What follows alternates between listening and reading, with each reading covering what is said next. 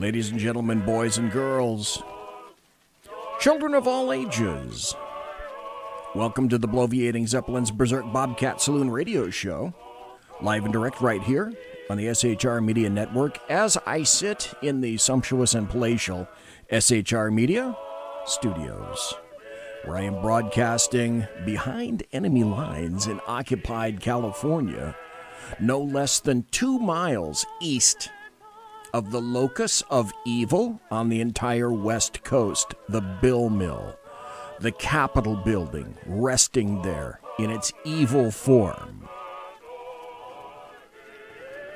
In Sacramento, Fornicalia. And at night, when I'm through with this 2-hour show, I go out that door right there. And I can smell the vaporous stench of evil. Howdy, Mike. Howdy, Simone. Of sulfur and brimstone as it issues forth from that devilish building. That said, however, welcome. You got a belly up to the bar, we've kept your seat, and it's great to see you back. Angel. That seems appropriate. Is going to be your bartendress tonight. She pours with the best of them, and the lava lamp is in fact lighted over here to my left, your right, which indicates that you can listen to the show and chat if you go quick like a bunny right now to shrmedia.com. If you want to watch the show and see the lava lamp, well, sit there. You can go to the SHR Media Facebook page and the SHR Media YouTube channel. It's Christmas. This is the last show before Christmas. It is December 20th, the year of our Lord, 2018. Another week or so. Well, next Tuesday is Christmas. The Tuesday after that is New Year's. Is it just me? Or does everybody think, my God, where did 2018 go?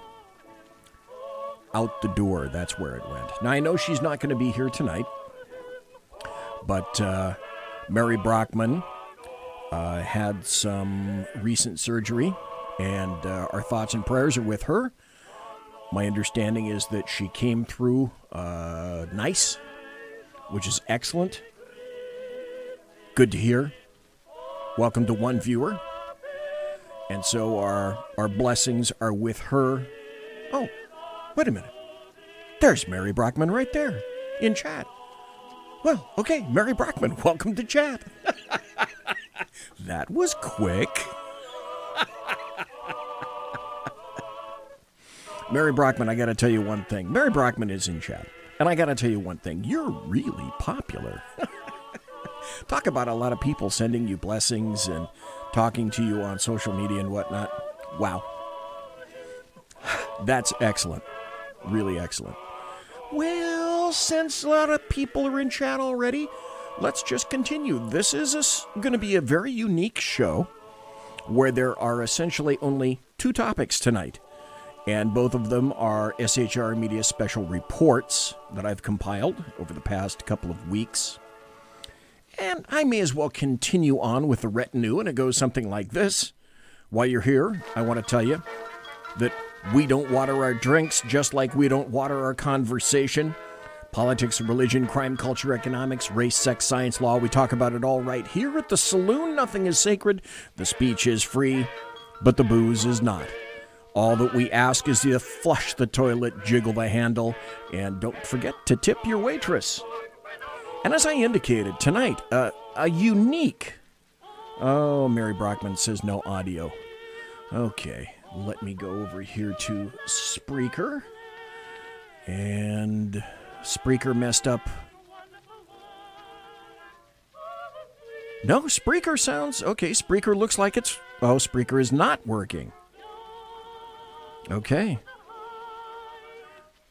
It's on audio codec. Well, I'll tell you what, for the folks that customarily watch on Spreaker, listen on Spreaker, you have a choice. You can go to Facebook, because I can see right now. Oh, wait, now the little circle is circling, but I still don't see any output down there. So apparently we're having some Spreaker issues again, which is sad. So that's not impossible. That's not a summit that you can't overcome. Go to the SHR Media Facebook page. I'm sure most of you know how to get there. If you don't, if you happen to be new to the show, go in your favorite search engine, just type in SHR Media Network, Facebook, and it'll take you to the page. Or you can go to the SHR Media YouTube channel, either enter into YouTube directly or your favorite search engine and just type again SHR Media. And it should take you to the YouTube channel or the YouTube page. And if you want to get more specific, you can go in there. Wow. Spreaker is really messing up. I'm going to have to figure out what's going on with Spreaker because it's stopping, it's starting. It's stopping, it's starting. And I'm not getting any input. Anyway, your options are varied. You have two, Facebook or YouTube. So I'm just going to minimize that because I'm not going to futz around with Spreaker.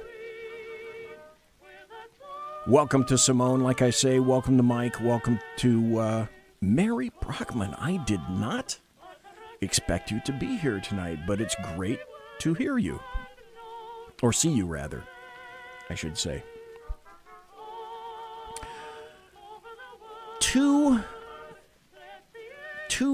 Three very important things. Oh, wait. Simone says I can hear you, and I'm on YouTube. Okay.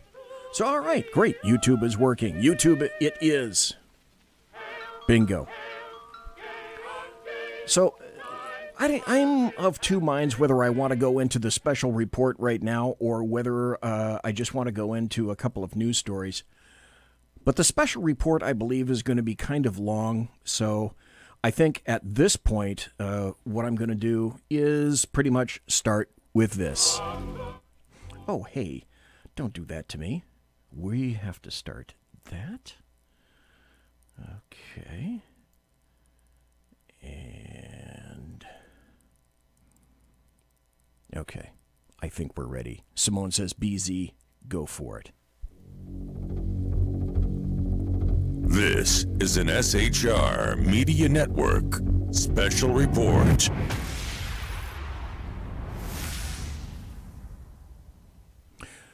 Mary Brockman says BZ only looks at this chat. That's true. Because I can't chance playing YouTube over this. That's a technical issue that I can't explain at this point. The first SHR Media special report that I'm going to go into tonight is basically this. France first, then Europe, and now the UK, and other countries are on fire, and they're igniting. Essentially, right now, Europe is a really hot box of tinder starting to seriously smolder.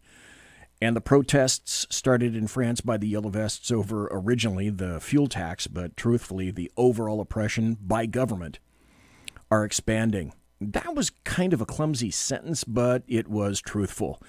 Gas riots in France because of taxes? Could that be a fraction of the topics that are pissing off actual European citizens? There's a guy named Wim Vischer from Holland, and he talked about the real topics at hand at this point. So if you think that it just happens to be the fuel tax levied against the French, that's not necessarily the issue. There are issues beyond that. Hi guys, this is Wim Visser from Infowars Holland here in live from the Netherlands. With a quick update what's going on here right now in Europe, especially in France right now. They say that Macron is wants to talk with the Yellow Vest movement, and they they say everywhere in the news, especially in the mainstream news, you see that is only about the gas prices, but that is a bullshit story.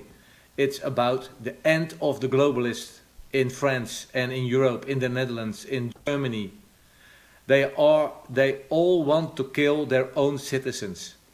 And that doesn't mean that in a literally sense way. Look, I shall explain it. They are going to sign, maybe you have heard about it, the Marrakesh Immigration Pact. It's a worldwide pact.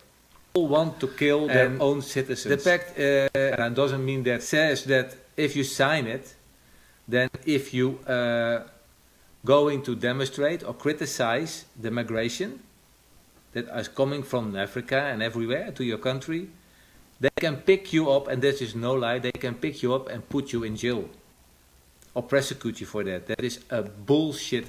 That is not normal. And we are living in 2018, almost 2019, and this is what the globalists want. They want to shut us down as a people. They literally want that we are not a people anymore, that we become slaves. The reason I'm playing this is because you need to understand that what this guy is saying right now about people shutting down speech in Europe, this is accurate. I'm going to go into this in great detail, but I want you to understand that, especially in Europe and around the rest of the world, the French are not, and the Europeans are not telling the truth about what's occurring and why the French and other people in other nations are rioting. Of the globalist government. But I can tell you that is not going to happen. The French people are planning for the next Saturday to go with 500,000 people strong to Paris. I even saw, I will post this on my Twitter account later, they are preparing their tractors, the farmers from the country, as I don't know how you say it, but like army vehicles. This is outrage. They are saying that they are going to block the whole of France. This just came in.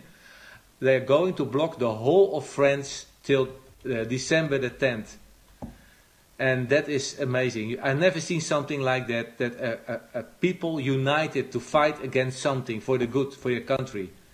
It's amazing. And I hope, and I can also tell you that here in the Netherlands, we are going to protest also Saturday in Rotterdam, in Amsterdam, in The Hague, also with Yellow Vest, not in the amounts of people that we saw in France. So did you hear what he said? They're going to protest in Amsterdam. But look, the beginning, it's the beginning. It's the beginning of a movement in Europe. We don't want the globalists anymore. We want to get rid of the globalist government, not only for one people, the whole globalist government. It's not only one people, it's all the parties that are ruling for so long here in Europe. And I can promise you that is really going to happen. And I'm proud to be a patriot. And I'm proud that I love the USA. I'm proud that I love Donald Trump. Donald Trump is the example how you have to lead a country. And I'm salute if Donald Trump, if you are watching this video, I don't know how. I will tag you in it. I salute you, Mr. President. You are an example for me and for a lot of other people here in Europe. Hey, guys, keep in touch.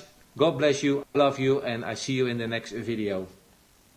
Isn't that interesting that they're using Donald Trump as an example, that they're predicating what they're doing in Europe, but upon Donald Trump? I found that the most interesting point out of all of that. Now, here's another story from Reuters. Thousands march in Brussels against the UN Migration Pact. The UN Migration Pact is very important, and what they've ruled about the UN Migration Pact is also very important. The reason that Brussels is important, and I wish to emphasize this, is that Brussels in Belgium is the center. It is the European Parliament. It is the headquarters of the EU.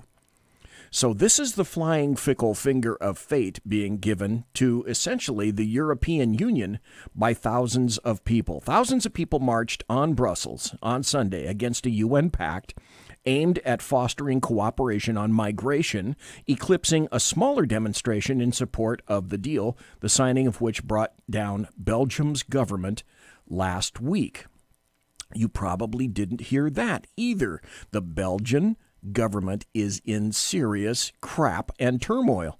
Police said 5,500 people marched in a bigger protest organized by Flemish right-wing parties in the part of the capital where main European Union institutions are located, and that was purposeful. Again, it's about the mass immigration issue with various Western European countries at the core, because those citizens feel, and rightly so, literally invaded by people who appear to have a very small interest in assimilation or anything other than appearing insistent on becoming little more than parasites to the host country. Belgium's right-wing NVA, which is the largest party in parliament, pulled its ministers from the ruling coalition last week after Prime Minister Charles Michel refused its demand that he not sign the UN Migration Compact in Marrakesh. The UN Pact was signed in July by all 193 UN members except the United States, but only 164 countries formally signed it at the meeting last Monday. We'll get into that meeting. Here's the part that journalists, air quotes, of all stripes are failing to cover. It has run into criticism from European politicians who say it, meaning the pact, could increase immigration to Europe as the bloc has turned increasingly restrictive on accepting refugees and migrants alike since a 2015 spike in arrivals. Apparently, there are a few intelligent countries left in Europe, which is a good thing. 10 countries, mostly in formerly communist Eastern Europe, have pulled out of the non-binding pact. Now, this is a guy from InfoWars who happens to be British, and he's from the UK. And I enjoy playing his stuff because he has a very unique and European view and insight on what's happening with regard specifically here to the Yellow Vest situation. All hail the saviour of globalism, the man who stopped Europe's populist revolution dead in its tracks. Victory for Macron, for France, the EU and the world. The French people have chosen hope over fear and unity over division to defeat populism. America needs its own Macron. Macron is charismatic, smart and ballsy. Can we borrow him? The man who became so popular, he now has an approval rating of 18%. Remember when Macron, despite looking like a little boy, tried to out-alpha Trump by doing that weird endless handshake?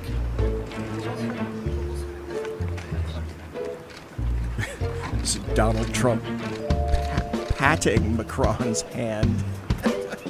And Macron is not giving up the handshake. Macron is such a goober. Okay, 24 seconds now. He's held this handshake. And then that series of over-the-top grab and pull handshakes. And that time when he ignored Trump. Right there is the Angela Merkel. Oh, watch the shade. Right there is Macron, watch Trump. Goes right over to Angela Merkel. All the while not really noticing Trump low-key trolling him time and time again. Like that time he took Macron for a walk. Or that time when he brushed dandruff off his shoulder like he was his mum. In fact, I'll get that little piece of dandruff off. Little piece. We have to make him perfect. Or that time when after Macron ignored him, Trump pulled Macron's shoulder out of its socket. These leaders think President Trump's, Yeah, well, he's not looking very alpha now, is he? This is the manlet they heralded as the rescuer of the international elite. And look at him now. 18%! 18%! Macron's got a lower approval rating than an incel at a sorority house. So the French are protesting. Protesting against their lunch break being cut to just 4 hours. No, protesting against getting a work text outside of work hours. No, protesting about not being able to protest by going on strike for half the year. No, this time, it's for real. The yellow vest thing stems from it being the law, yes, really, the law in France for every citizen to have 2 high-vis jackets in their car at all times, which truly illustrates the kind of bureaucratic, onerous oppression that our Gallic friends are buried under. What are they protesting against? The soaring cost of living, gas tax hikes, and open border. Well, it first started against gas tax hikes, and I've got more information about that from the globalists and what they have in your future, what the UN is envisioning for you for a fuel tax. Madness. This is about lower middle class and working class people, most of whom live in the countryside or small towns. The great majority of the writers were men and some women in their 30s and 40s from suffering rural towns in northern or western France. People who were being left behind by globalism, seeing their quality of life diminish while millions of migrants get a free meal ticket. But not according to BuzzFeed. No, they blamed the whole thing on a Facebook algorithm change. Because when I watched this woman's impassioned rant, during which she told police, "Look what you do to us. You should be ashamed of yourself. We don't even hate you. You should be with us for the people, for France, for our homeland, for our nation." By the way, there's information coming that I'll tell you about later. Guess who began to sympathize with the yellow vests and began to call themselves blue vests?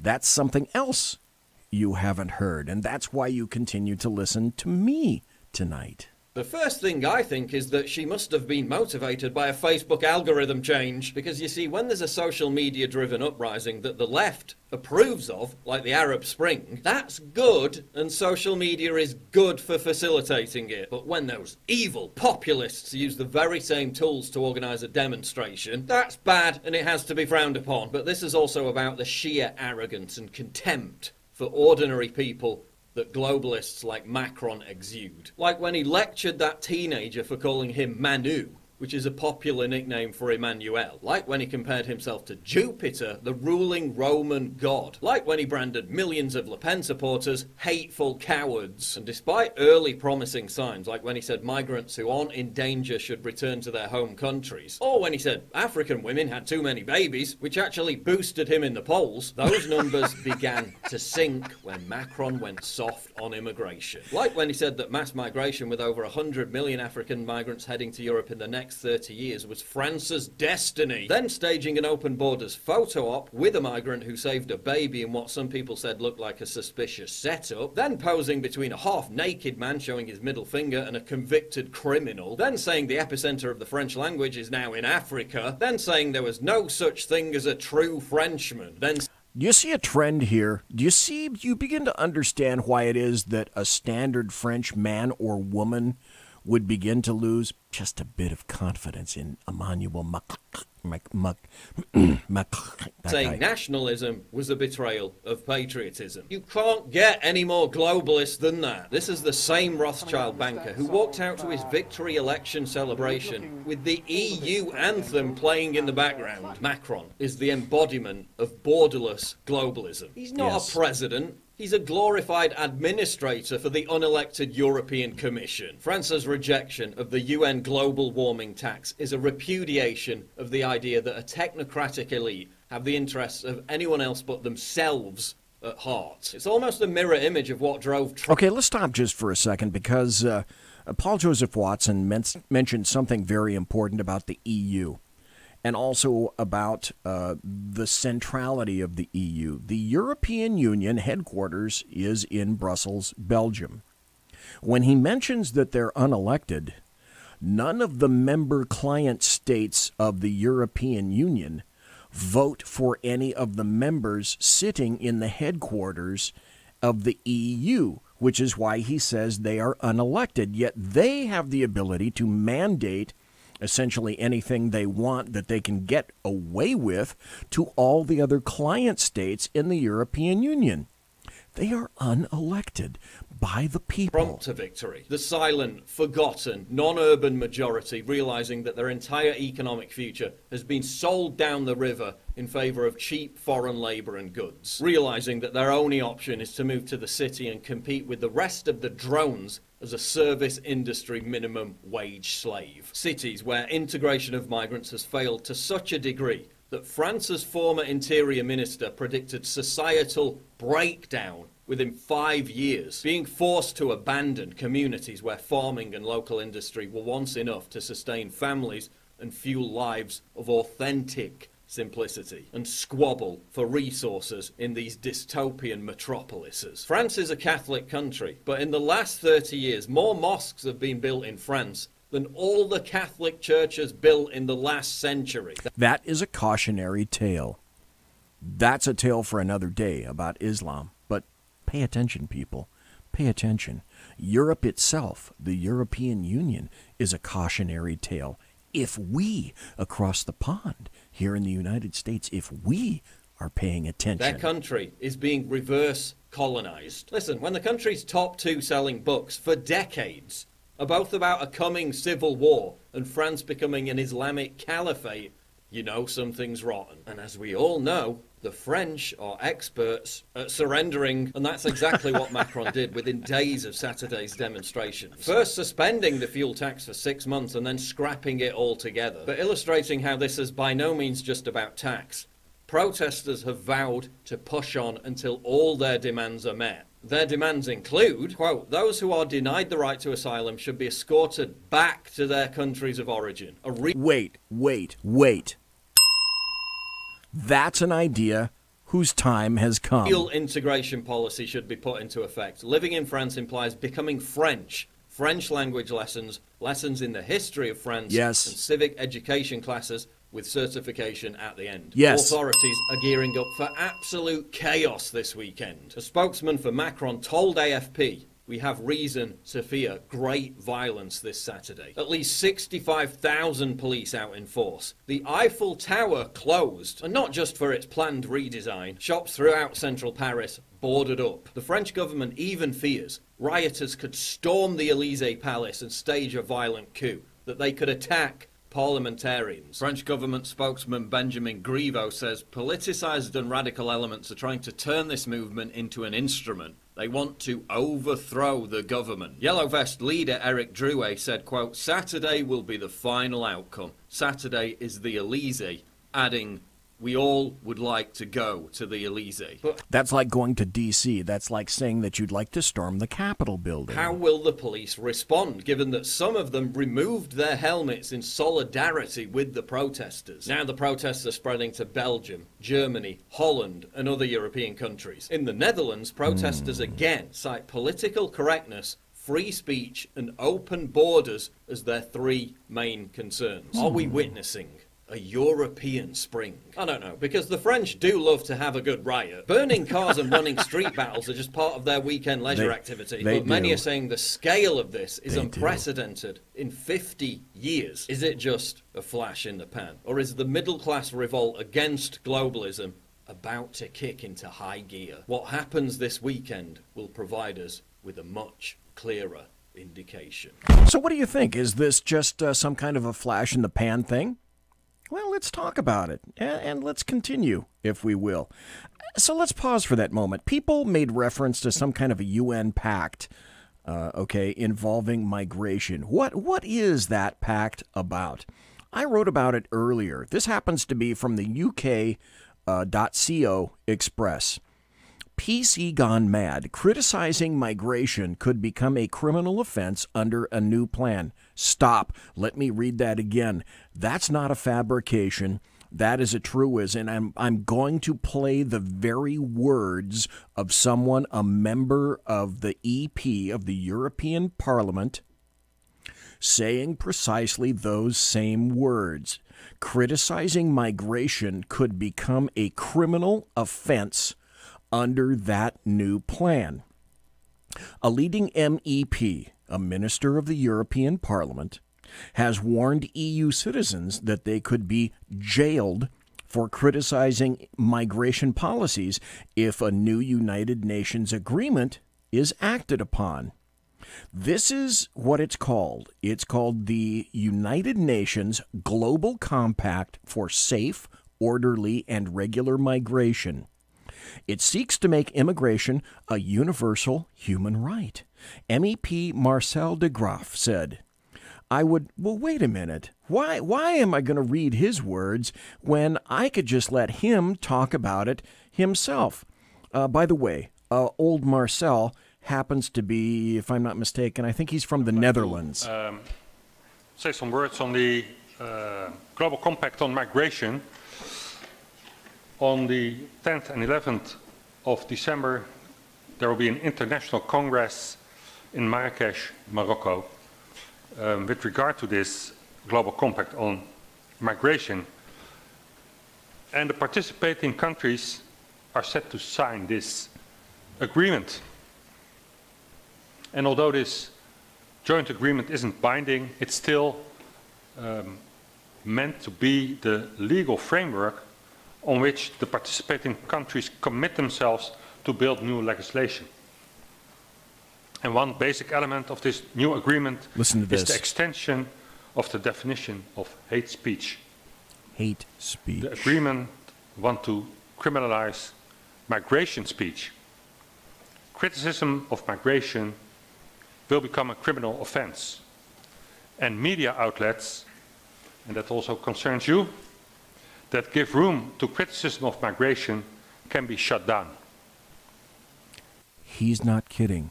Criticizing migration gives them the ability, this is the first step, to shut down the media that criticize migration, as far as he's concerned, in any way. The Compact for Migration is legalization of mass migration. It's declaring migration as a human right.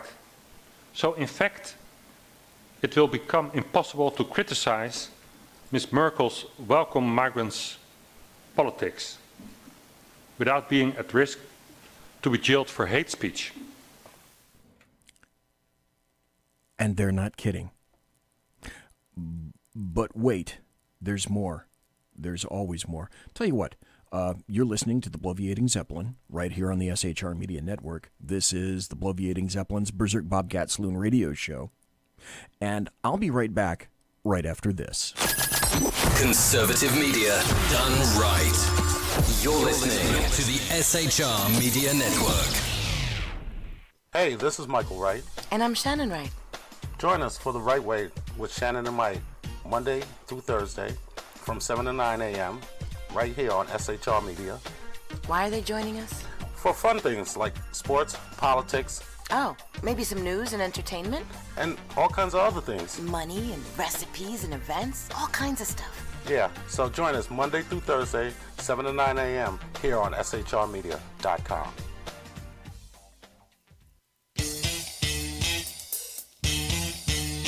From a public locker inside a dilapidated Long Island rail station comes a show designed to piss off liberals using truth, facts, and ridicule.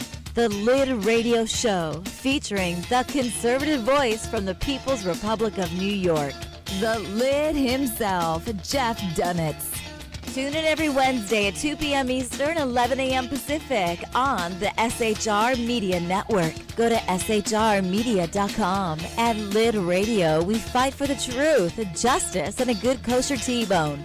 If you don't listen, Hillary Clinton might sneak into your bedroom in her housecoat late at night and blame you for her election loss. It's the Lid Radio Show with Jeff Dunitz.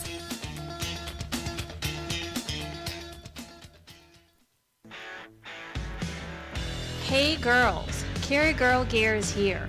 More and more women every day are concealed carrying, participating in competitive shooting, and getting firearms training. It's not a boys' club anymore, and we don't have to shop in their stores anymore either. Finally, a cool and unique clothing line just for women. Dope tees and hats for the patriotic concealed carry and 2A girl. So what are you waiting for? Go check out carrygirlgear.com today. It's your business diva here, Melanie Collette. I am inviting you to a front row seat as I discuss some of the most intriguing details of wealth and finance with today's movers and shakers in the world of business. Listen in and discover financial truths on a global, domestic, and household scale. Uncover topics that will impact your wallet today and in the future. Money Talk with Melanie airs Monday through Friday, 5 p.m. East, 2 p.m. West, right here on SHR Media and High Plains Pundit Talk Radio. You can't afford to miss it.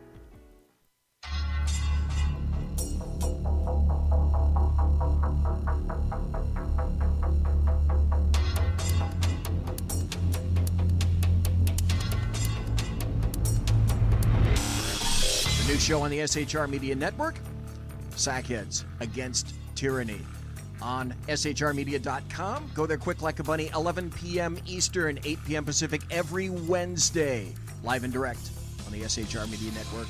shrmedia.com. Be there.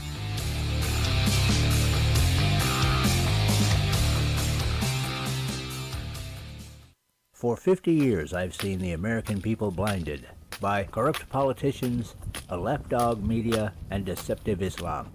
The one thing the elites fear is one man with a cane. I'm Dave Milner. Join me through Spreaker, iTunes, and SoundCloud, through SHR Media and the Western Free Radio Network, for half a century of experienced perspective on political and social issues, weekly on The Unpleasant Blind Guy. And catch me on Jeff Mitchell's EDL Radio on blogtalkradio.com. There's no surrender, ever. Because truth is not always pleasant. Broadcasting behind enemy lines in occupied California, a mere 2 miles from the state capitol, the bloviating Zeppelin's Berserk Bobcat Saloon radio show can be heard every Tuesday and Thursday night at 8 p.m. Pacific and 11 p.m. Eastern, only on the SHR Media Network. Go to shrmedia.com to listen. You can also watch on the SHR Media Facebook page and the SHR Media YouTube channel. No goldfish were abused in the making of this ad. Conservative media done right. You're listening to the SHR Media Network. Ladies and gentlemen, boys and girls, you're listening to the bloviating Zeppelin's Berserk Bobcat Saloon radio show, live and direct right here on the SHR Media Network. The entire first hour, and now it's beginning to look as though it'll take place over into a portion of the second hour, is going to be an SHR special report about basically the explosion that's occurring in France, Germany, the Netherlands. You'll find out about more. And that has to do with the Yellow Vests and why it is that the Yellow Vests are rioting. And that's what we're going to be examining here tonight. You just heard an MEP from the European Union explain that the pact that was signed by a number of nations already, and we'll get into those specific nations and what they consisted of, signed a pact that is essentially saying that migration is a human right, and anyone that criticizes migration in any form, including the media, can be jailed. That's the kind of life, that's the kind of future that you'd like to have, isn't it? Because what occurs over in Europe may soon make its way across the pond over here. This is not a joke. He continues, and he said, one basic element of this new agreement is the extension of the definition of hate speech. The agreement wants to criminalize migration speech. Criticism of migration will become a criminal offense. Media outlets that give room to criticism of migration can be shut down. I repeat, at the risk of proffering something from the Department of Redundancy Department, this isn't a joke. Quote, you will be jailed for hate speech. For those of you poor folks in the UK, you can rest easy knowing that Prime Minister Theresa May plans to sell you completely down the river, prioritizing immigrants, legal or otherwise, over you. International Development Minister Alistair Burt said that the UK is supportive of the United Nations Global Compact for Safe, Orderly, and Regular Migration document, which is the subject of a major UK meeting this coming week.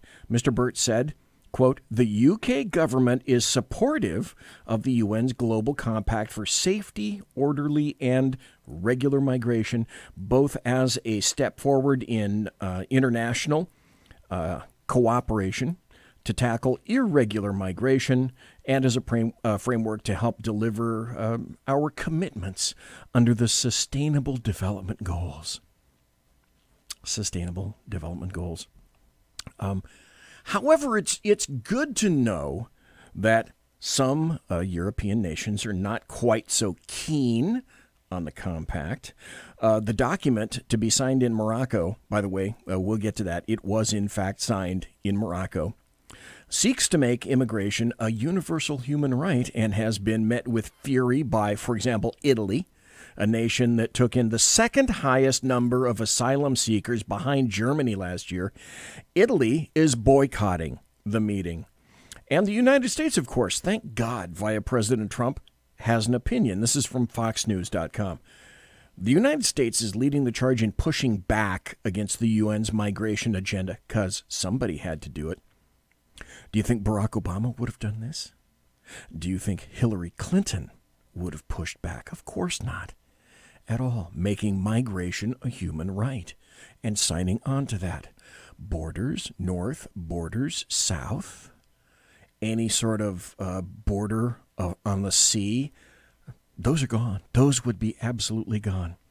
Under the Trump administration, the U.S. is leading the charge in pushing back against the UN's migration agenda, a move that is picking up support from other countries and giving political cover to those seeking to join them. The Trump administration announced last December that it would withdraw from the UN's Global Migration Compact, due to be adopted by the Intergovernmental Conference in Morocco. The then Secretary of State Rex Tillerson argued last year that the compact could undermine America's right to enforce its immigration laws and secure its borders, to which I say, duh.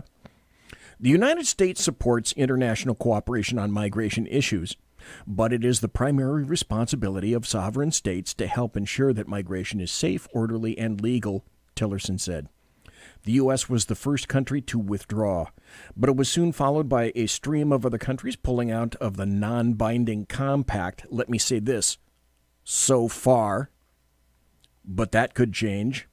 Officially called the Global Compact for Safe, Orderly, and Regular Migration.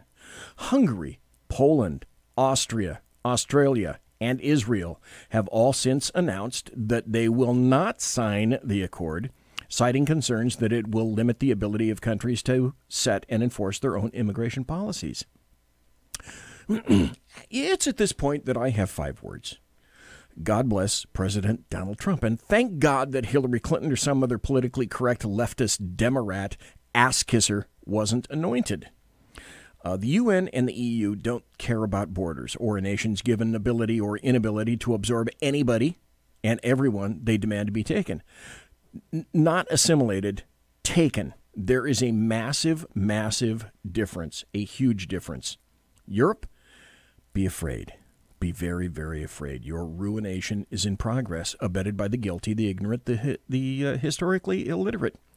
Because, as already indicated, and this has already occurred, 164 nations formally signed the Global Compact for Safe, Orderly, and Regular Migration deal in Morocco on Monday, December the 10th, signing their rights away to the United Nations. This is an article from Reuters.com.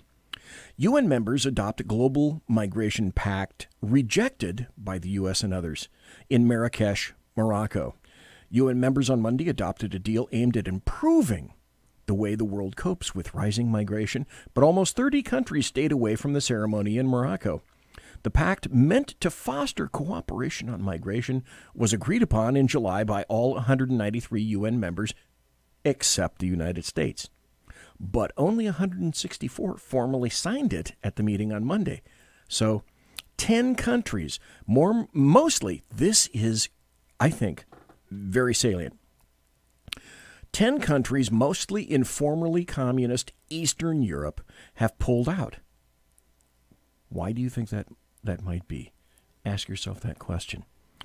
6 more, among them Israel and Bulgaria, are debating whether to quit, a UN spokesman said after the pact was adopted. He didn't say whether the rest of the countries absent from the conference in Marrakesh might also pull out.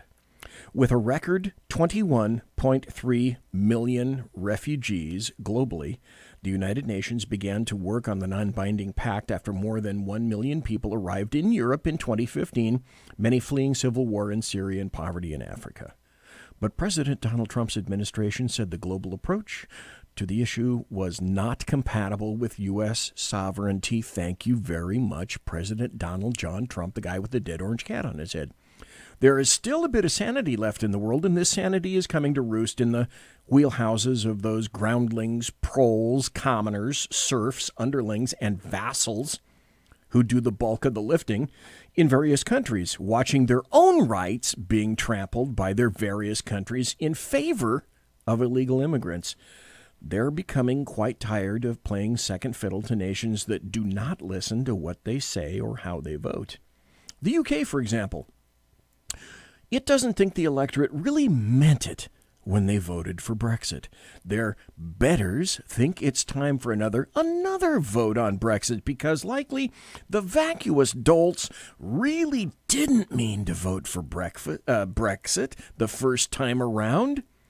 And as you may suspect, the protests, they didn't stop in France. This is from globalnews.ca. France's yellow-vested protests spread to Belgium, the Netherlands. Hundreds of yellow-vested protesters calling for the resignation of Belgian Prime Minister Charles Michel marched on the European quarter of Brussels Saturday as the movement that started in France made its mark in Belgium and the Netherlands. Police used pepper spray and scuffled with a small group of protesters who tried to break through the barricades blocking access to the European Parliament and the European Union's other main institutions. The rallies started at different locations around the city and converged on the European quarter. They've disrupted road and rail traffic on one of the busiest Christmas shopping days of the year. Walking behind a banner reading, "Social Winter is Coming," the protesters chanted French President Emmanuel Macron, Michel, resign. And no, despite what the American media maggots and the other maggots in the media would say, no. It's not about a fuel tax. This is a quote. "Our children are hardworking people, but they have to pay taxes everywhere. You can't get housing anymore. It's not going well in Dutch society," 76-year-old Yankee Lambermont said. "The social welfare net we grew up with is gone," she said. Now that's a critical statement. Isn't that why leftists, American socialists, and Democrats admire the European model? Huh? Great bennies? Apparently, not so much anymore. The government is not there for the people. It is there to protect its own interests, she said. Amazing.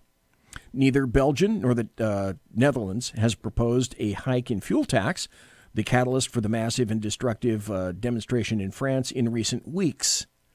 No, that's what the media would have you believe. It's much broader, a much bigger umbrella. Instead, protesters Saturday appeared to hail, at least in part, from a populist movement that is angry at governmental policy in general and what it sees as the widening gulf between mainstream politicians and the voters who put them there in power. The Yellow Vests descended upon London. Oh my gosh, not in the UK. And it wasn't just about the French gas tax, obviously. And this is from the UK Daily Star. Yellow Vests shut down the Tower Bridge as the protest rages on. Yellow Vest protest, which caused havoc in Paris, have hit the UK with the London Bridge now at a complete standstill. A group of Yellow Vest protesters believed to be pro-Brexit completely blocked Westminster Bridge. The group have now moved down the river and blocked traffic at Tower Bridge, causing havoc in the capital.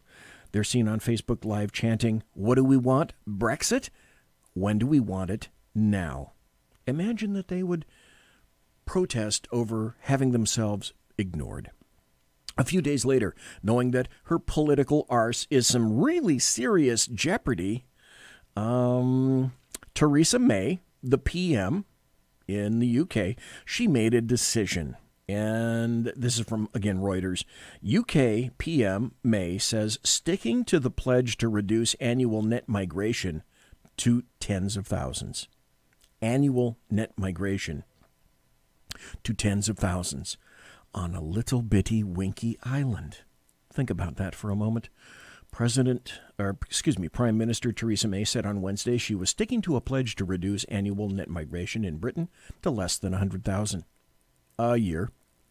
The government is due to publish a long-awaited policy paper on its post-Brexit immigration plans on Wednesday, and Interior Minister Sajid Javid earlier refused to say whether he was committed to the Conservative Party's long-standing pledge. Asked by a lawmaker in Parliament if she was sticking to tens of thousands target, Theresa May said, yes. Okay. here's the deal. 10 Downing Street has another fear. What if Brexit somehow stalls? This is from the UK Express. Brexit warning. Hunt fears France-style yellow vest riots in the UK if Brexit isn't delivered. Jeremy Hunt has warned Parliament risks causing real social instability, like the scenes with the yellow vest protesters in France, if Brexit is not delivered.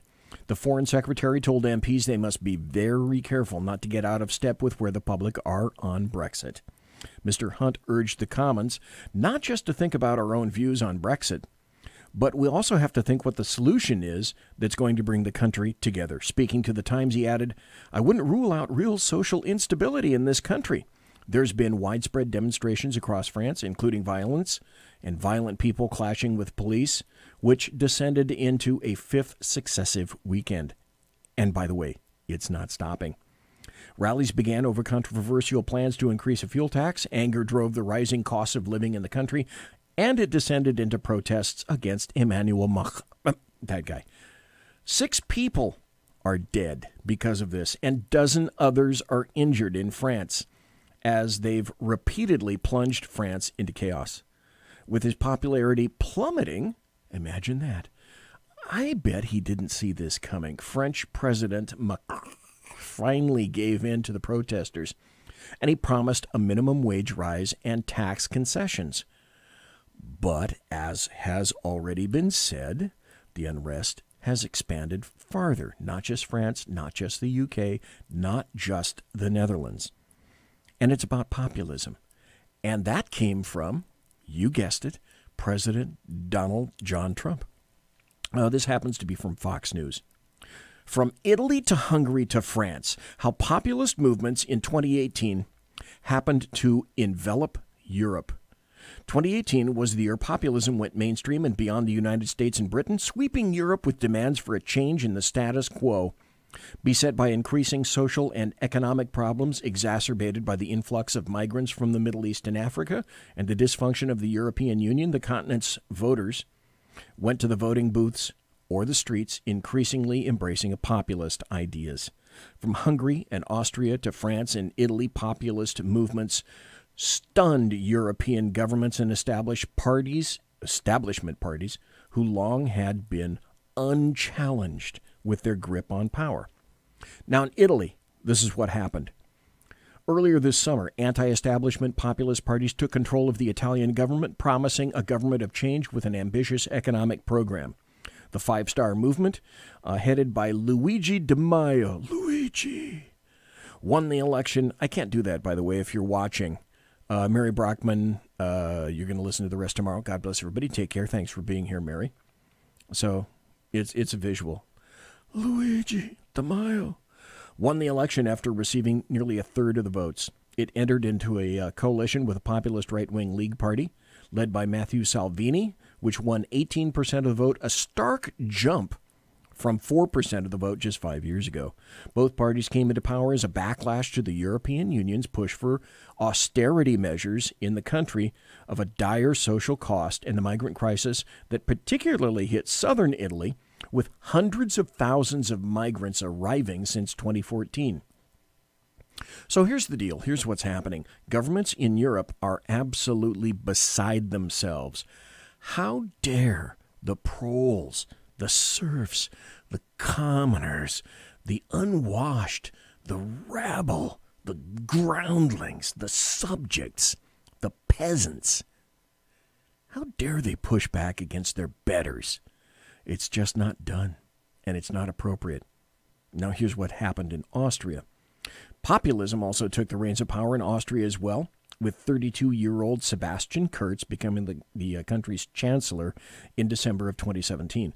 Under the leadership of Kurz, Austria's People's Party, a traditional center-right political force, adopted the populist platform in the wake of the migrant crisis. Imagine that as well. He formed a coalition government with the Freedom Party, a hard-right nationalist party where popularity has skyrocketed since the crisis began. Now, it's interesting to note, and as I'm sure you already have, how these various authors and how the people that are writing these articles craft sovereignty as being a hard right ideal, when in fact that's what our country was founded upon. It's interesting to note that. In October, Austria joined other populist movements and governments in Europe and the United States and refused to sign the United Nations Agreement on Immigration. Oh, wait. You didn't hear that from the American media maggots? Of course not. They'd rather have you believe that the United States stood alone in refusing to approve the obvious in their elitist, preening, smug, alienating little arrogant eyes. Okay, what about Hungary? Hungary's a little bit different. The populist movement in Hungary has made significant strides in recent years, culminating in a total victory in April this year, 2018, with Hungarian Prime Minister Viktor Orban and his Fidesz party winning the so-called supermajority, 2/3 of seats in the country's national legislature. His government repeatedly enacted various measures and legal obstacles in an effort to curb the number of asylum seekers. Since the migrant crisis, Hungary also built, oh my God, imagine what Hungary did. Hungary had the temerity to build a fence on its border with Serbia. But that's where a lot of migrants from the Middle East and Africa traveled to effectively block illegal entry into Hungary. Uh-oh. A wall, or more accurately, a fence. That's the F word.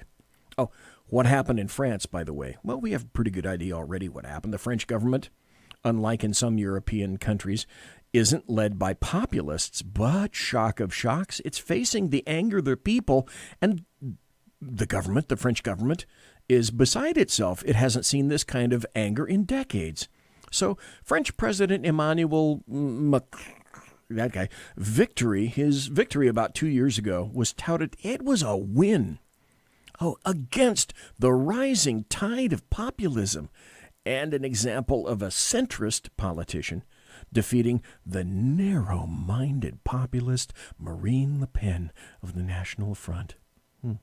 Fast forward to today, and Macron's presidency is on the verge of collapse as the yellow vests take to the streets demanding the end of his presidency. Despite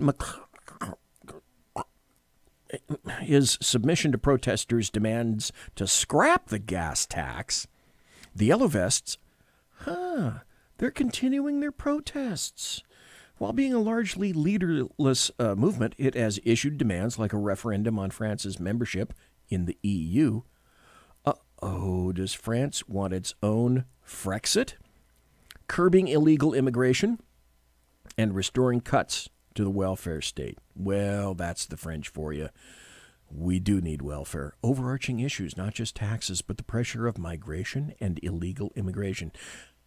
Now let's move to Germany. We got about 2 more minutes. We have enough time to cover Germany. And we will continue into the second hour on the first SHR Media special report about the crisis in the EU and the UK now and other countries. Now, here about Germany. Many view Germany as bulletproof to populism, claiming the people generally support Germany Chancellor Angela Merkel and her policies concerning refugees, leading the country to welcome over 1 million refugees. But the backlash to the migrant crisis and the social problems that arose from an unprecedented influx of people make the 3-term chancellor toxic now to the voters, leading to fewer votes cast for her party and paving the way for anti-immigrant parties to gain traction. Apparently, they lacked the foresight to see that this was coming. Merkel's Christian Democrat Party had to make tough compromises after the 2017 federal election in order to remain in power, even going into the government with the Bavarian Christian Social Union. Now, this is very important and very interesting and insightful because you may not remember, but I will never forget that it wasn't that long ago, in 2010, that Angela Merkel was convinced that the theme of what they call multiculti just doesn't work. This is an article that I resurrected from theguardian.com back in 2010. And this is what she said. Angela Merkel, German multiculturalism has utterly failed. The German Chancellor, Angela Merkel, has courted growing anti-immigrant opinion in Germany by claiming the country's attempts to create a multicultural society have utterly failed. Speaking to a meeting of young members of the Christian Democratic Union Party, Merkel said the idea of people from different cultural backgrounds living happily side by side did not work. She said the onus was on immigrants to do more to integrate into German society. Yeah, that's a quote from Angela Merkel. This multicultural approach has failed, utterly failed, Merkel told the meeting in Potsdam, west of Berlin. Then she changed. Syria. The realization, and this is my opinion, the realization that she could be seen as a hero with a capital H in the eyes of her globalist European peers in Brussels. She's playing to her courtesans, and she's playing to guilt. Metric tons of guilt. Gaup guilt. World War II guilt. The Chancellor had to embrace more conservative policies towards immigration amid the surge of the far right and anti-Islam Alternative for Germany, which became the third largest party in Germany in the recent election, thanks to Angela Merkel. In a bid to navigate a tough electoral map with more Germans embracing the anti-immigration party, she had to adopt several policies that went against Merkel's earlier policies. During summer, she agreed to create border camps for migrants and enforce tighter border control.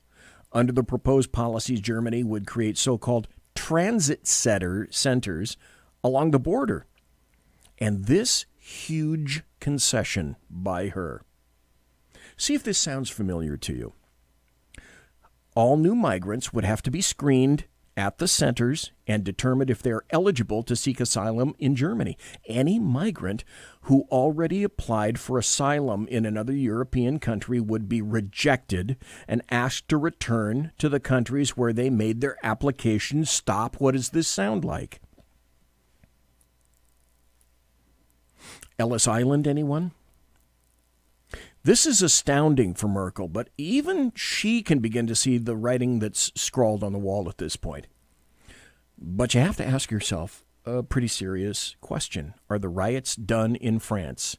Have the problems stopped? Hardly. Hardly at all. And so with that, we're going to go to a break. Be right back. You're listening to the Bloviating Zeppelin right here, live and direct on the SHR Media Network. Go to shrmedia.com. And also, if you want to watch, which is the best place to do it right now, go to the SHR Media YouTube channel or the SHR Media Facebook page. Conservative media done right. You're listening to the SHR Media Network. Hey, this is Michael Wright. And I'm Shannon Wright. Join us for The Right Way with Shannon and Mike, Monday through Thursday from 7 to 9 a.m. right here on SHR Media. Why are they joining us? For fun things like sports, politics. Oh, maybe some news and entertainment? And all kinds of other things. Money and recipes and events, all kinds of stuff. Yeah, so join us Monday through Thursday, 7 to 9 a.m. here on shrmedia.com.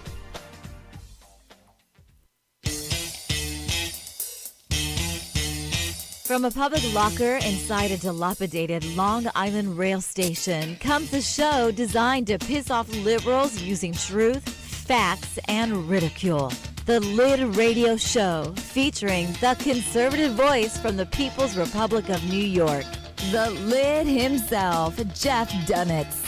Tune in every Wednesday at 2 p.m. Eastern, 11 a.m. Pacific on the SHR Media Network. Go to shrmedia.com. At Lid Radio, we fight for the truth, justice, and a good kosher T-bone.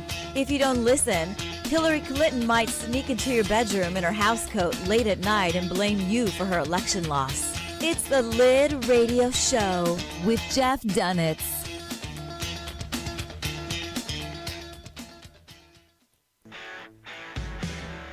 Hey girls, Carry Girl Gear is here.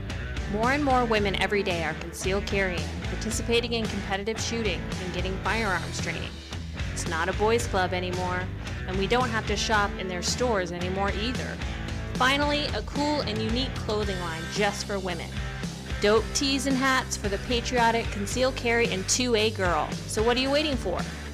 Go check out carrygirlgear.com today. It's your business diva here, Melanie Collette.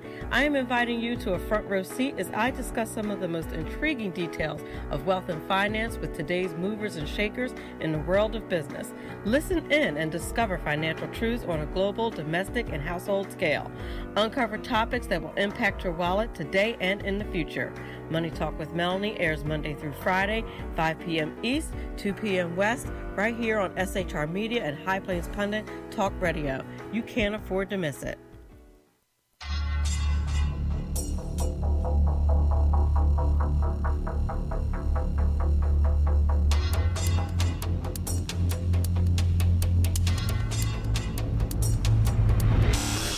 The new show on the SHR Media Network, Sackheads Against Tyranny. On shrmedia.com. Go there quick like a bunny, 11 p.m. Eastern, 8 p.m. Pacific, every Wednesday. Live and direct on the SHR Media Network. shrmedia.com. Be there.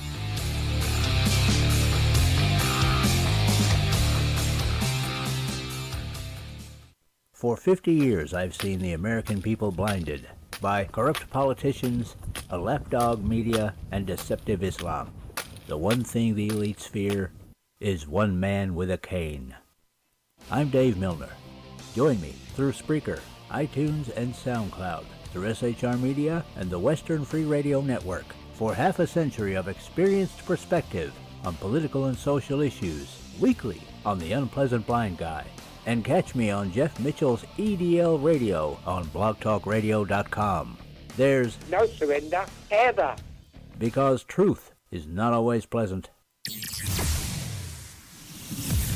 Broadcasting behind enemy lines in occupied California, a mere 2 miles from the state capitol, the bloviating Zeppelin's Berserk Bobcat Saloon Radio Show can be heard every Tuesday and Thursday night at 8 p.m. Pacific and 11 p.m. Eastern, only on the SHR Media Network. Go to shrmedia.com to listen. You can also watch on the SHR Media Facebook page and the SHR Media YouTube channel. No goldfish were abused in the making of this ad. Conservative media done right. You're listening to the SHR Media Network. Oh, sometimes you can't make this stuff up. You're listening to the bloviating Zeppelin, that is I, right here in the SHR Media Studios.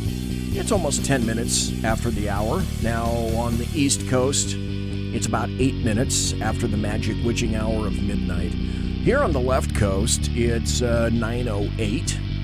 And in Bolivia, it's 1776 and 225.723 subparagraph 4 minutes Bolivian time, which it's always a weird time. I never quite grasped or grokked the concept of Bolivian time, but such as it is, I can't change it.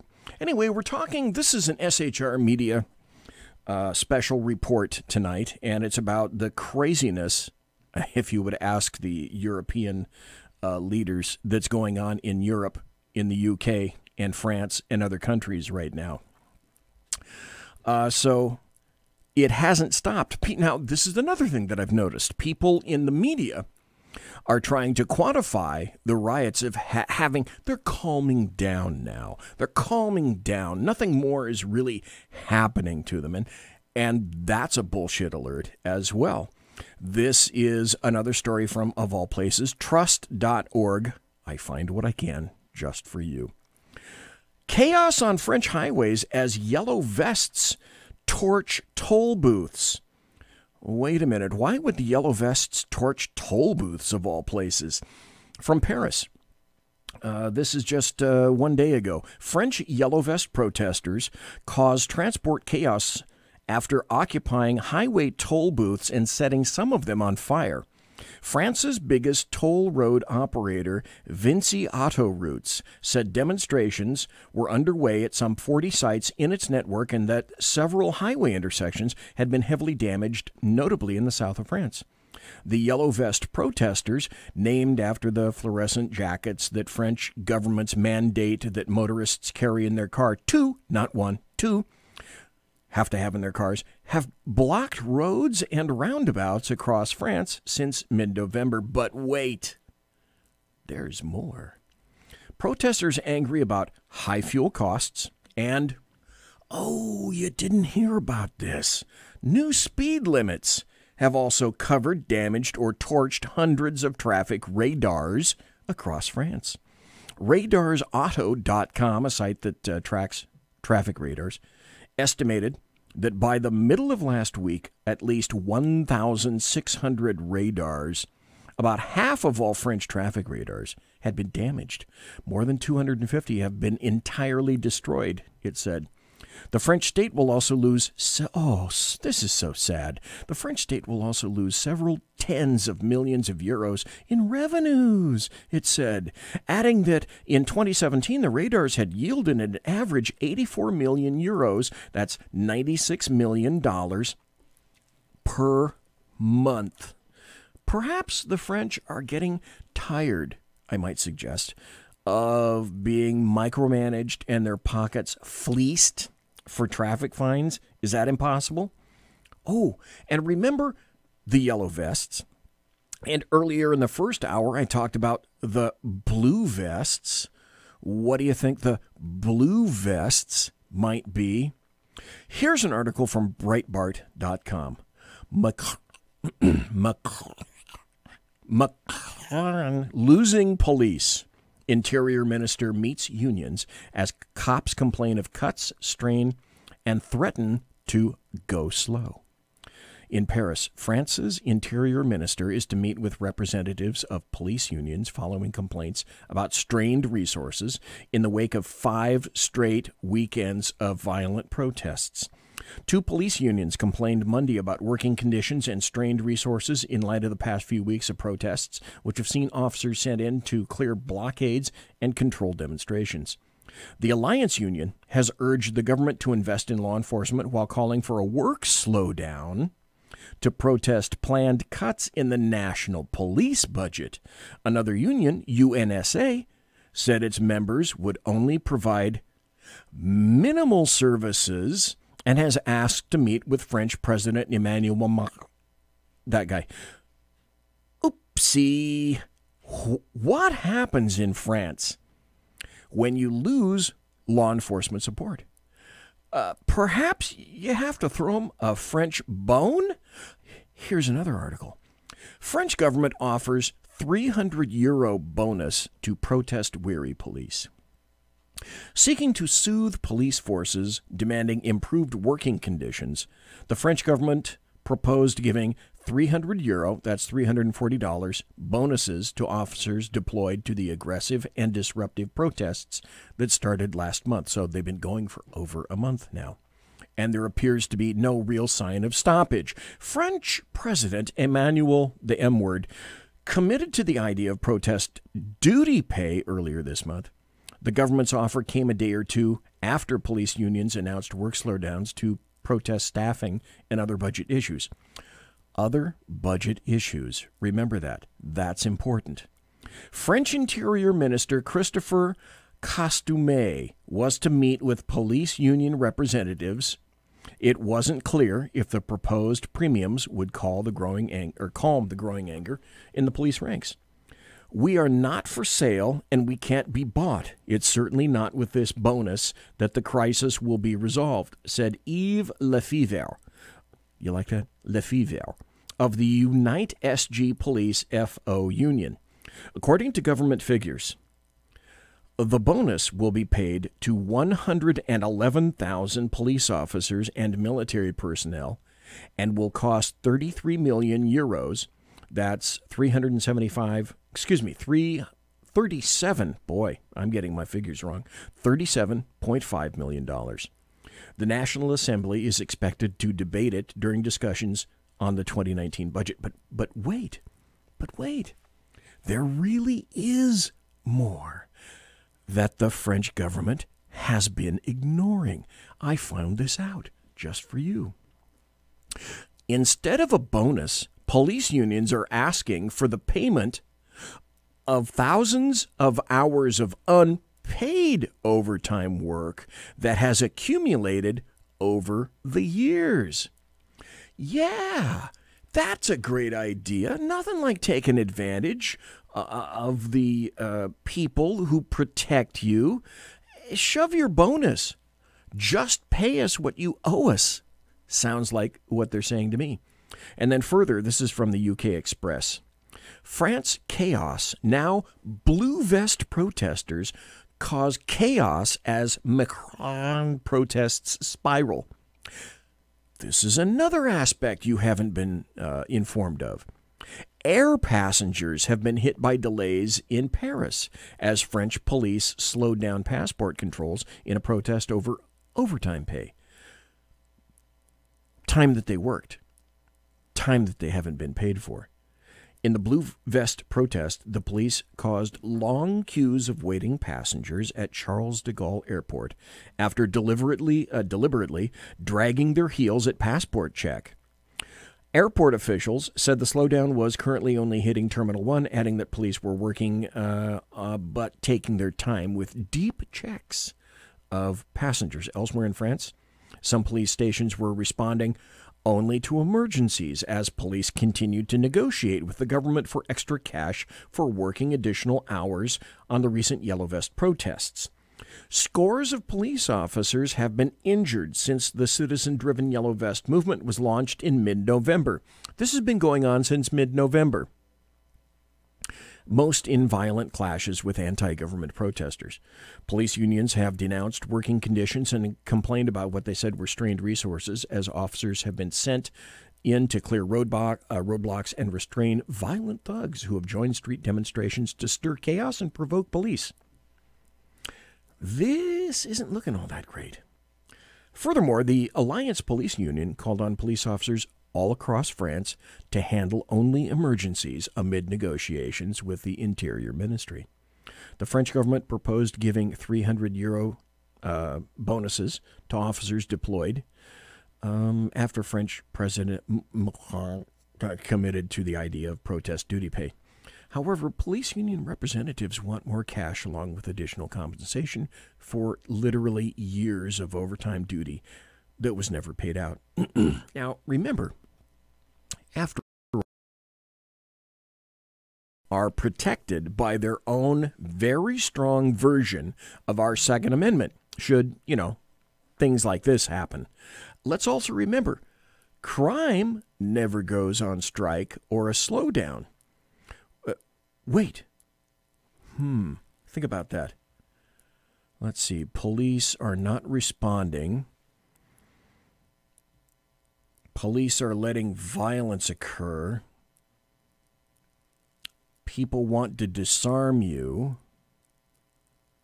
The French are mostly disarmed. Does that beg a question to you? Maybe this is the perfect time to introduce a more pointed and localized question. Could something like this happen in the United States? This is an article from Forbes.com. Paris is burning over climate change taxes.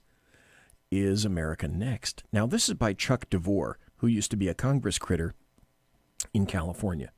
I've sent him a couple of emails. He is a very smart guy when it comes to the California wildfires and knows all the ins and outs. And I've read articles written by him. If I can get him on the damn show, I just can't get his attention at this point right now.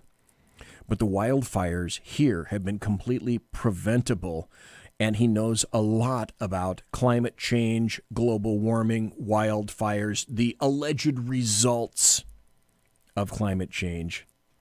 So he wrote an article in Forbes. This is where he is frequently published, by the way, if you want to find more articles by Chuck DeVore, who's a highly intelligent guy. Well, he writes here in Forbes, the City of Lights, Paris, has been illuminated in recent days by cars set alight by thousands of protesting yellow vests, largely middle-class people who earn their living by driving or who commute to work. The cause of their ire is a scheduled 25 cents per gallon increase in gas taxes. and about 10 cents on diesel to fight climate change. Stop right there. Hey, you pikers in California, our taxes went up 49 cents a gallon.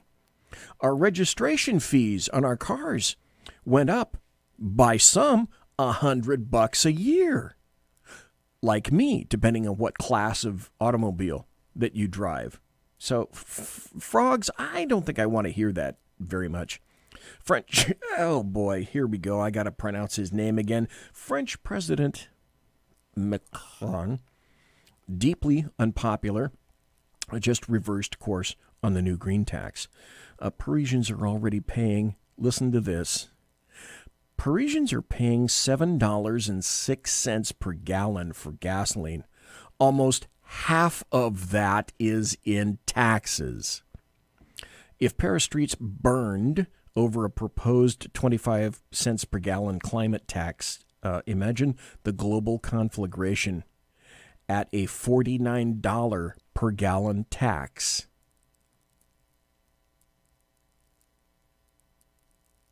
And about this time, you're probably thinking to yourself, no one in their right mind would advocate a $49 per gallon tax. There are people that are advocating much more than that. Hold on. Sit down. We'll get to it in the next paragraph. That's what a United Nations Special Climate Report calls for in 12 years. With a carbon tax of $5,500 per ton, equal to $49 per gallon of gasoline or diesel. That's only about 100 times today's average state and federal motor fuels tax. This is the best part. I really hope you're sitting down for this. By 2100, the UN estimates that a carbon tax of $27,000 per ton is needed. That would be $240 per gallon to limit global warming to no more than 1.5 degrees Celsius. Hey, no problemo. Because you know who pays a good portion of this? That's right. We, I, me, you. We'll just reach into our limitless American taxpayer wallet here. Here in America, Republicans in Congress passed a resolution against carbon taxes over the summer, while Democrats embraced the concept in their party platform. Some incoming members of the new Democrat majority in the House are calling to create a select committee to map out a new Green Deal that would move the U.S. towards using 100% renewable energy for the electric grid, and while guaranteeing jobs for everyone. Guaranteeing jobs for everyone. That's going to happen. In the meantime, opinion polls indicate that 54% of Americans do not believe global warming will cause major problems within their lifetimes. I think I perceive just a winky bit of conflict here. So the article continues, written by Chuck DeVore. So how do climate activists get their way? Some openly talk of imposing authoritarian governance to override Democrat institutions. Former NASA climate researcher James Hansen suggested in 2007 that, quote, the democratic process does not work. Other scientists have called the threat of global warming the equivalent of war, while calling for the crushing of dissent and the jailing of deniers. I guess you'd have to throw my fat ass in jail. I think I'm seeing an even bigger problem, though. Clash of government versus citizen? Anybody? Sound like any kind of reason to remove your Second Amendment rights? Just asking in general terms, you see, okay? DeVore continues, those who see climate change as a dire and urgent threat have some work to do to convince voters in the Western democracies to give up their way of life in exchange for unspecified benefits of a slightly less warm world. And that's assuming China, India, and over 1 billion people in Africa can be convinced not to try to pull themselves out of poverty, something that may only be done with a greater use of fossil fuels. And again, imagine that. Thus, one well-worn tactic employed by those who would presume to tell the rest of us how to live, where to live, and how to work, all the good of the planet, you see, is the alarmist study, making copious use of lies of omission and commission. Here we go. And again, please be sitting down. An example of the former can be seen in the new National Climate Assessment.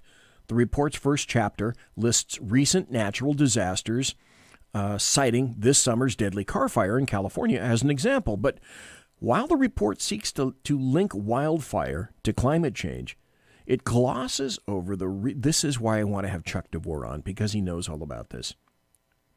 It glosses over the real reason fires have grown in intensity and size. The 30 years of increased environmental restrictions on logging, brush clearance, and preventive burns that caused a massive and dangerous fuel buildup, a problem that was predicted years ago and has absolutely nothing at all to do with global warming. The sin of commission in the service of scaring middle-class voters into doing that they're supposed to can be seen in an economic modeling study paid for by our federal tax dollars, as well as underwritten by 2 billionaires who would be president. Let's see, one of them would be Tom Steyer, the other Michael Bloomberg. Here we're told that the U.S. economy will take a 10% hit by 2100 unless we reduce our carbon emissions. 2 problems, though. The authors assume the worst case and least likely scenario, with average temperatures more than 14 degrees Fahrenheit hotter by 2100. And they derive 2/3 of their economic loss estimates by claiming a large percent of premature deaths due to the hotter temperatures. I'm going off script here because I want to tell you about this. I'm going to pee in the punch bowl at about this point. There are already, and you can go on your favorite search engine and confirm this, there are already scientists claiming that all the global warming bunk is bunk. Some are starting to think that because of decreased sunspot activity and decreased solar flares, we're in fact heading towards a mini ice age, a cooling. And then with this paragraph, Chuck DeVore smacks that baby right out of the park. The bottom line is this: economic freedom, the kind you get with a large middle class, leads to prosperity, economic growth, and technological innovation. And it's these 3 things, wealth, growth, and technology, which allows humans to thrive on planet Earth. Not $240 per gallon fuel taxes imposed by an elite that cares not for the masses at all. What do I got? I got about 2 more minutes before the bottom of the hour break. So let's get back to illegal immigration and mass unchecked migration. I mentioned this earlier, but I'm going to mention it again because it demands it. This new Pew Research poll revealed a great number of things that are very important. The headline for the article is, "Many worldwide oppose more migration, both into and out of their countries." As the number of international migrants reaches new highs, people around the world show little appetite for more migration, both into or out of their countries, according to a new Pew Research Center survey of 27 nations conducted this spring, 2018. Across the country surveyed, a median of 45% say fewer or no immigrants should be allowed to move to their country, while 36% say they want about the same number of immigrants. Just 14% say their countries should allow more immigrants. Those who said no immigrants should be allowed volunteered this response, by the way. In Europe, here's a great example. In Europe, majorities in Greece, 82%, Hungary, 72%, Italy, 71%, and Germany, 58%, say fewer immigrants or no immigrants at all should be allowed to move to their countries. Each of these countries served as some of the most popular transit or destination countries during Europe's recent surge in asylum seekers. In several countries, most disapprove of how the European Union has handled the refugee issue. And now you begin to understand why all of this is dovetailing and why all of this is coming to a very, very critical head. Conservative media done right. You're listening to the SHR Media Network. Hey, this is Michael Wright. And I'm Shannon Wright. Join us for The Right Way with Shannon and Mike, Monday through Thursday from 7 to 9 a.m. right here on SHR Media. Why are they joining us? For fun things like sports, politics. Oh, maybe some news and entertainment? And all kinds of other things. Money and recipes and events, all kinds of stuff. Yeah, so join us Monday through Thursday, 7 to 9 a.m. here on shrmedia.com.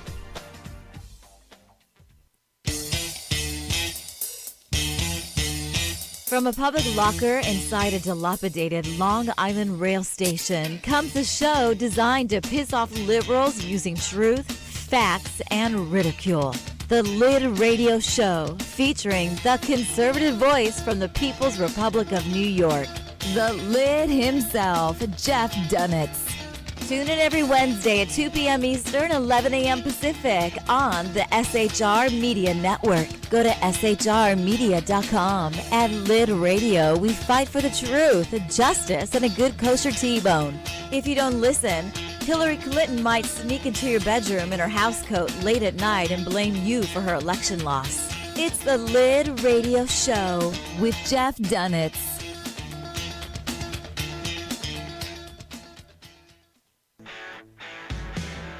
Hey girls, Carry Girl Gear is here. More and more women every day are concealed carrying, participating in competitive shooting, and getting firearms training. It's not a boys' club anymore, and we don't have to shop in their stores anymore either. Finally, a cool and unique clothing line just for women. Dope tees and hats for the patriotic concealed carry and 2A girl. So what are you waiting for? Go check out carrygirlgear.com today. It's your business diva here, Melanie Collette. I am inviting you to a front row seat as I discuss some of the most intriguing details of wealth and finance with today's movers and shakers in the world of business. Listen in and discover financial truths on a global, domestic, and household scale. Uncover topics that will impact your wallet today and in the future. Money Talk with Melanie airs Monday through Friday, 5 p.m. East, 2 p.m. West, right here on SHR Media and High Plains Pundit Talk Radio. You can't afford to miss it.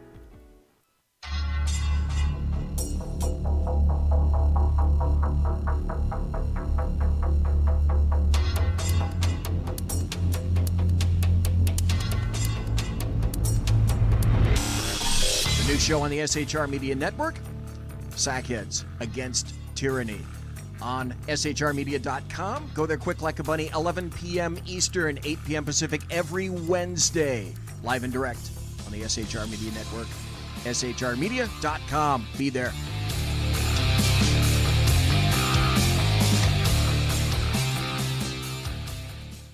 For 50 years, I've seen the American people blinded by corrupt politicians, a lapdog media, and deceptive Islam. The one thing the elites fear is one man with a cane. I'm Dave Milner. Join me through Spreaker, iTunes, and SoundCloud, through SHR Media and the Western Free Radio Network, for half a century of experienced perspective on political and social issues, weekly on The Unpleasant Blind Guy. And catch me on Jeff Mitchell's EDL Radio on blogtalkradio.com. There's no surrender, ever. Because truth is not always pleasant. Broadcasting behind enemy lines in occupied California, a mere 2 miles from the state capitol, the bloviating Zeppelin's Berserk Bobcat Saloon Radio Show can be heard every Tuesday and Thursday night at 8 p.m. Pacific and 11 p.m. Eastern, only on the SHR Media Network. Go to shrmedia.com to listen. You can also watch on the SHR Media Facebook page and the SHR Media YouTube channel. No goldfish were abused in the making of this ad. Conservative media done right. You're listening to the SHR Media Network.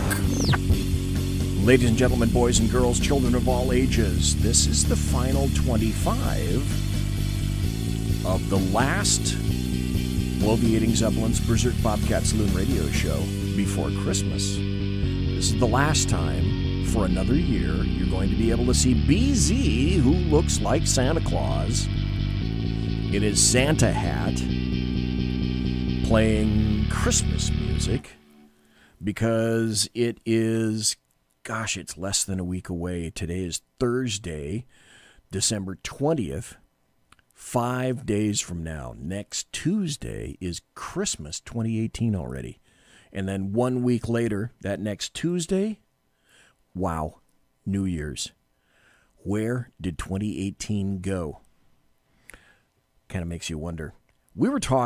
I was talking about the SHR special report tonight, which is Europe, the UK, and various European countries are coming under serious assault from the proles, the regular people who are starting to get kind of fed up over the crap that they've been fed by the globalists all across the European Union. And I was just relating to you some statistics about people and how they really feel about migration into their countries. And what they're saying is precisely the opposite of what their countries themselves are saying, which is why you see this is building up to just a wee bit of conflict between the government and the people that pay for the government, and they're not getting served. Here's more, by the way, of that article about the stats. People in other countries around the world hold views similar.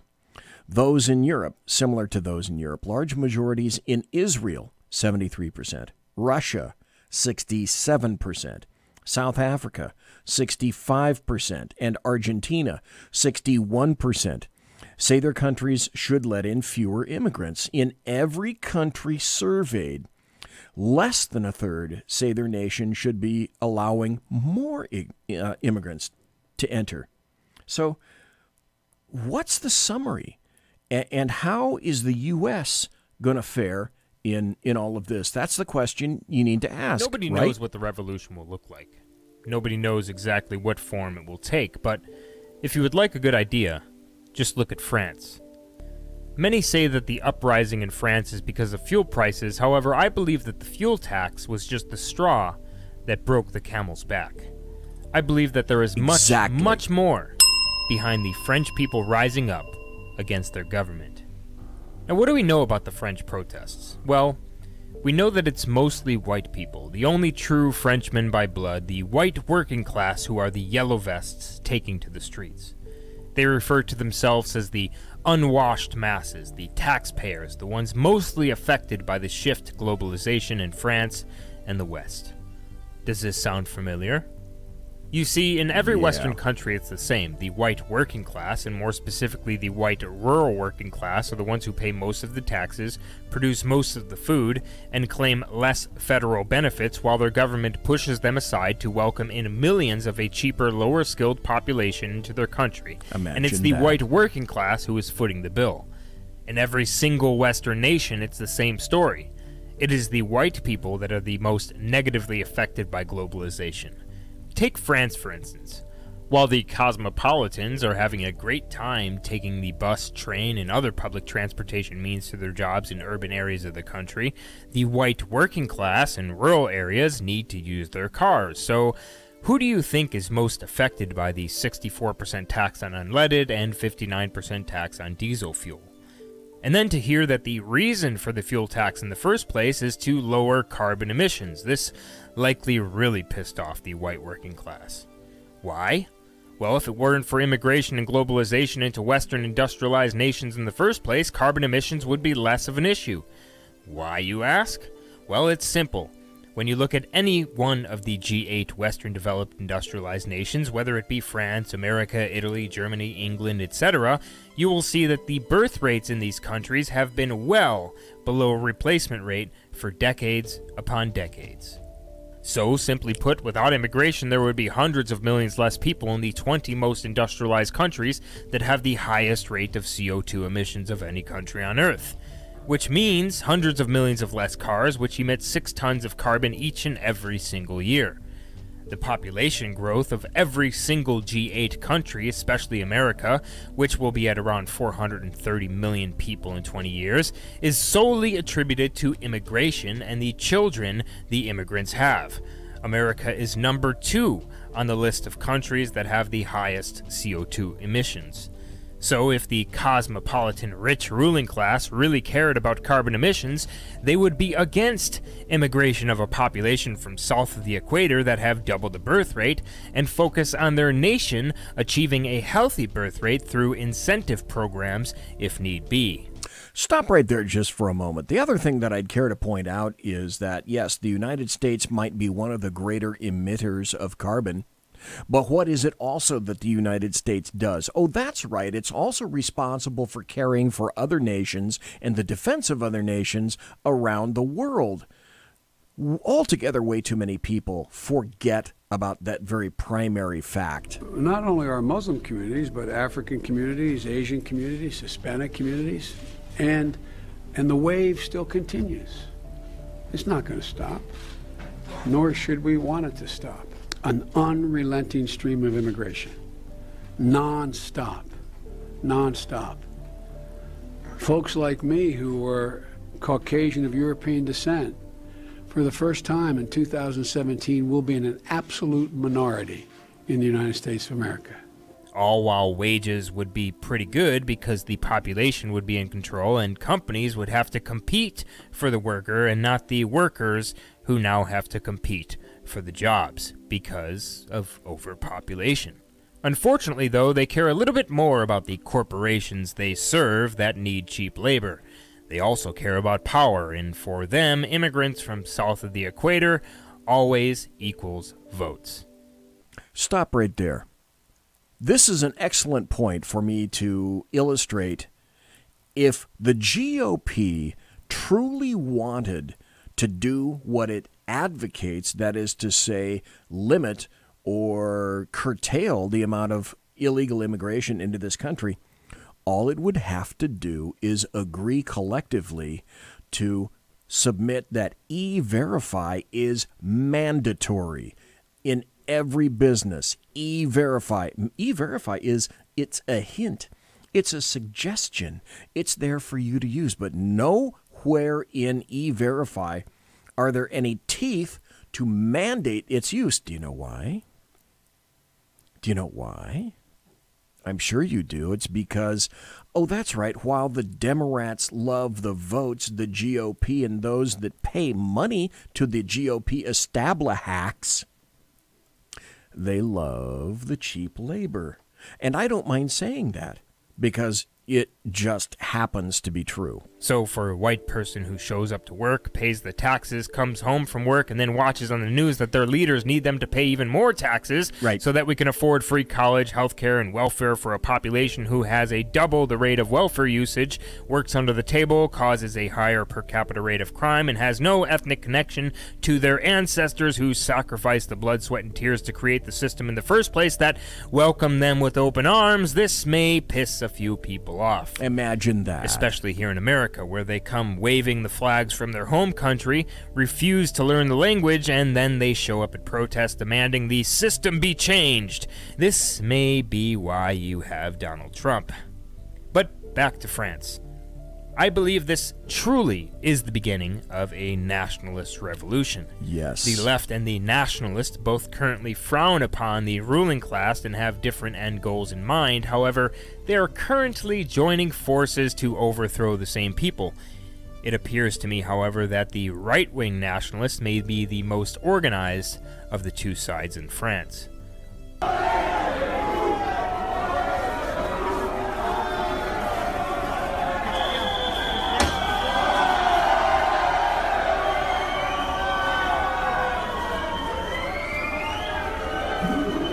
While the nationalists are taking aim at federal buildings, burning down postmodern degenerate art museums, and protecting nationalist monuments, the communists are creating unorganized chaos and taking most of the brunt of the CRS riot control retaliation. Meanwhile, you have the nationalist yellow vests who are making their demands clear and successfully getting police and firefighters to defect to support their movement.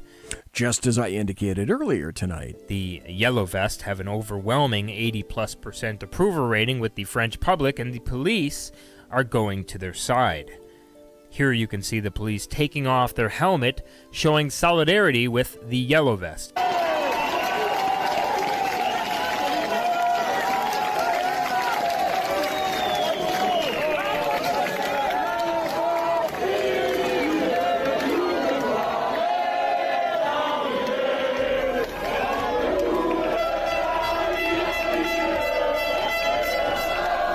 As the yellow vest and the crowd recite nationalist chants like, "This is our home," you even have high school students ready and willing to join the ranks in France.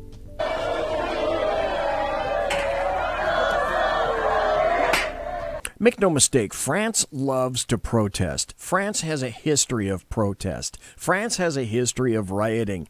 But this is different. This is damn different. This is France protesting its leftist and socialist betters. What do we know, by the way, about socialist countries? Delineate to me one successful socialist or communist regime. I'll wait. Go ahead, enter it into chat or send me an email or send me a text. Let me know which one was successful. Is still successful now or was successful in the past.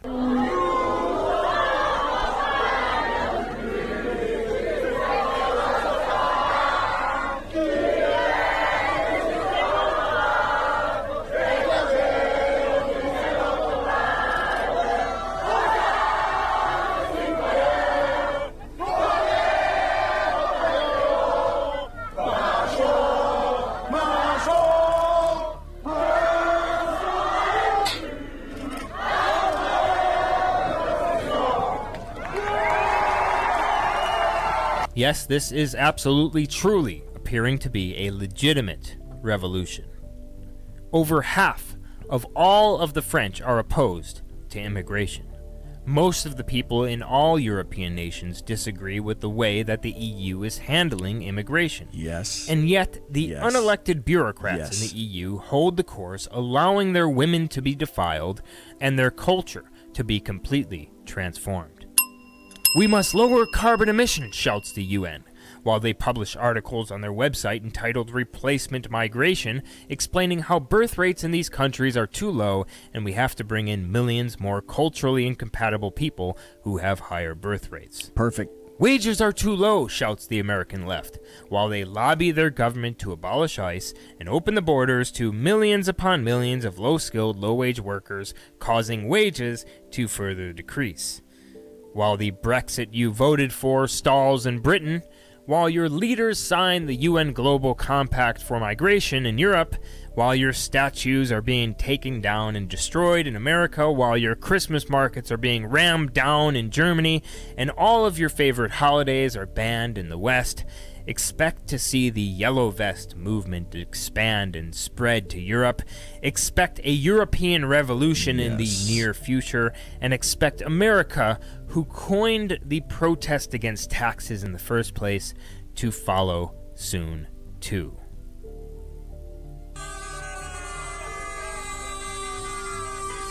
And this is what's really happening in France.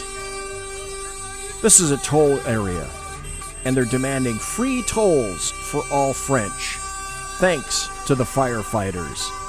Free tolls for all the French. This is a revolt against overbearing government. This is a revolt against overtaxed individuals who have been told that they should sit down, shut the hell up, and pay. And pay. And pay. And pay. And pay. The issue is clear, okay? People have had enough. The force feeding of leftist views is causing finally some indigestion. So here in the U.S., we put immigration on pause. I don't know if you remember this or if you're even cognizant of it, but it's true. Here in the United States, we put immigration on pause from 1924 to 1965. And what happened is this allowed people to assimilate. This allowed people to learn the language. This allowed people to, it depressurized the nation so that everyone wasn't as tense as they are right now. Learn the language and just relax overall.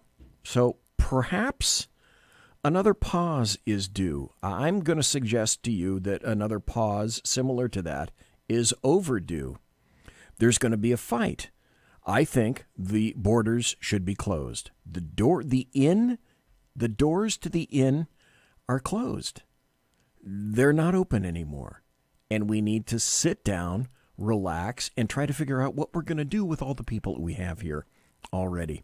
Anybody remember this from Teddy Roosevelt? I do. In the first place, we should insist that if the immigrant who comes here in good faith becomes an American and assimilates himself to us, he shall be treated on an exact equality with everyone else. For it is an outrage to discriminate against any such man because of creed or birthplace or origin. But this is predicated upon the person's becoming in every facet an American. Yes. And nothing but an American. There can be no divided allegiance here. Any man who says he is an American but something else also is not an American at all. We have room for but one flag, the American flag. We have room for but one language here, and that is the English language. And we have room for but one sole loyalty, and that is a loyalty to the American people. Theodore Roosevelt, our 26th President of the United States. Thanks, Teddy. Great words to remember. Monsieur has unlocked!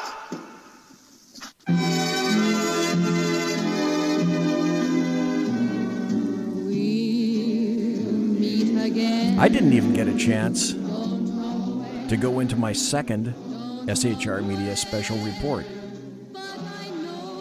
So I have to ask the question, after all of this, what's going to happen next here in the United States? What's going to happen next here? My guess will be, well, maybe I should specifically say, are we going to see yellow vests here in sympathy with Europe? My guess is what's on the horizon is not going to be very pretty. And that's why I say, folks, that's another reason that I say, hold on to that second. Hold dearly onto that Second Amendment, because it buttresses the First Amendment.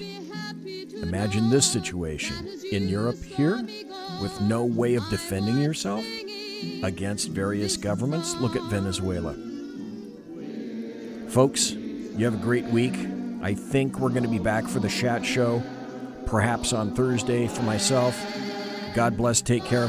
Have a great, wonderful, and Merry Christmas. God bless you all. Thanks for listening.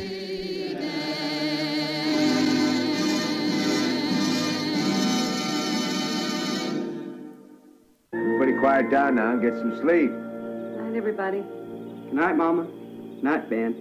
Good night, everyone. Good night, Mama. Good night, Daddy. Good night, children. Good night, Daddy. Good night, Elizabeth. Good night, John Boy. Good night, Jim Bob. Good night, Jim Bob. Good night, Jim Bob. What's going on? I was asleep. What's everybody doing? Good night, Jim Bob.